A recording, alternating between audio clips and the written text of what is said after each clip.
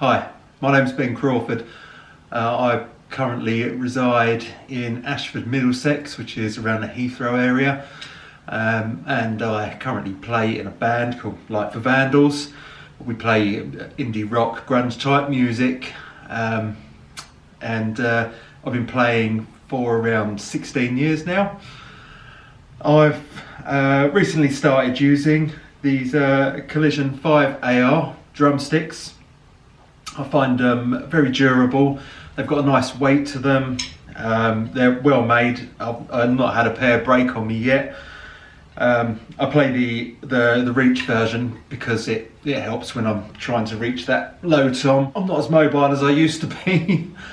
I also do drum covers tutorials with fellow Collision drummer James Hawes at Kickback Studio, where I am now. Check out that YouTube channel, some good content on there.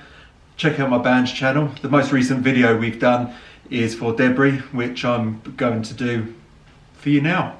Enjoy.